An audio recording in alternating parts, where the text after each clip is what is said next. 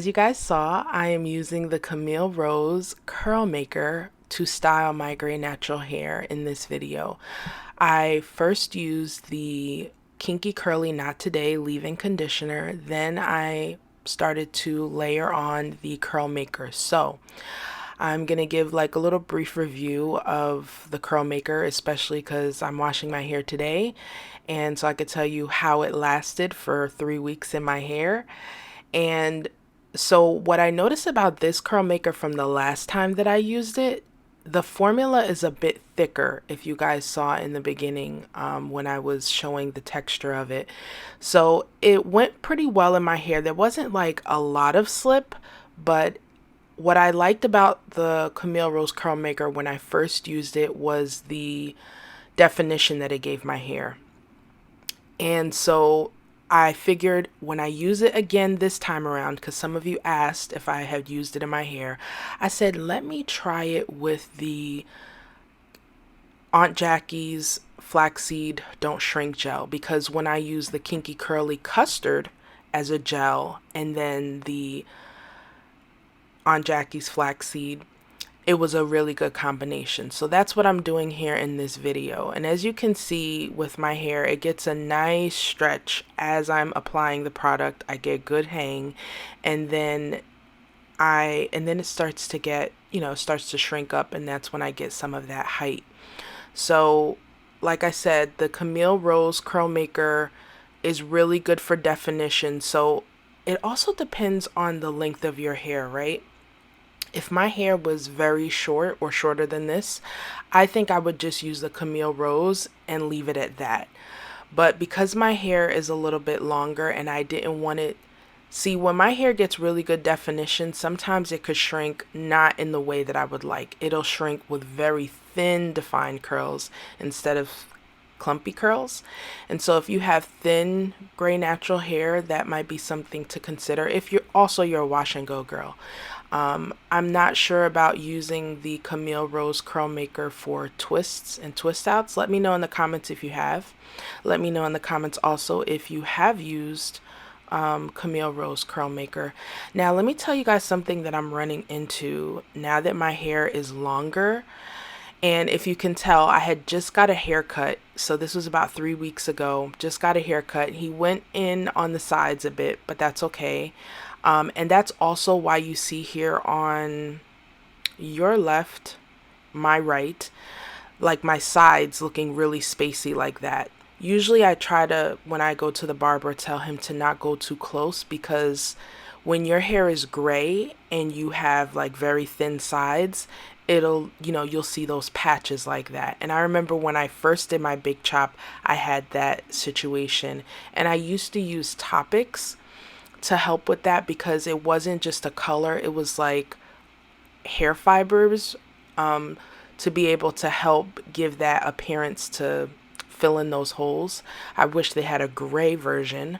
That might be something that I look into, but anyway, so that's why you're seeing those patches there. But 3 weeks in, it's already starting to grow in, so I'm fine with that.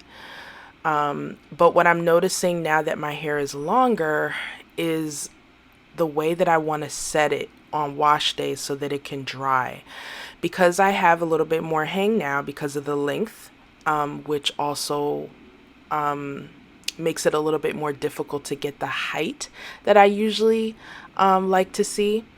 So here I am with the Don't Shrink Gel, and I put that on top, and that Don't Shrink Gel has a really nice consistency to it. So right on top of the Curl Maker was a good combination. So now I am going to be using that Don't Shrink Gel not only with the custard but also with the Curl Maker, because it gives me the best of both worlds. I'm able to get the nice definition from the Curl Maker, and then the Flaxseed Don't Shrink Gel gives me a little bit more hang, not too much shrinkage.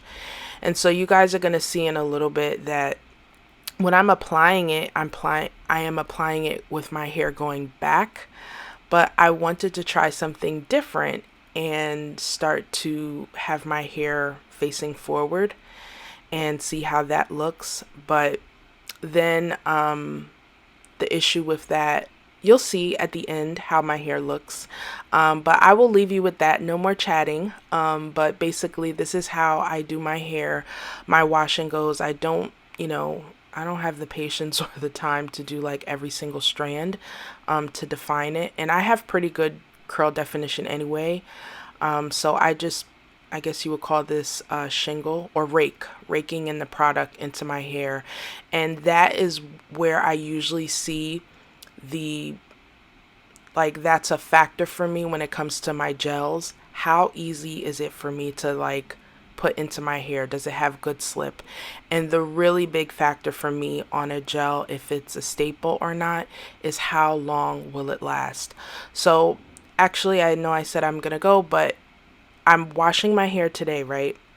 And I haven't been feeling the greatest. That's why you guys haven't seen me as active here on the tube. But so I haven't washed my hair in 3 weeks, and the tangling that happened, especially at the root.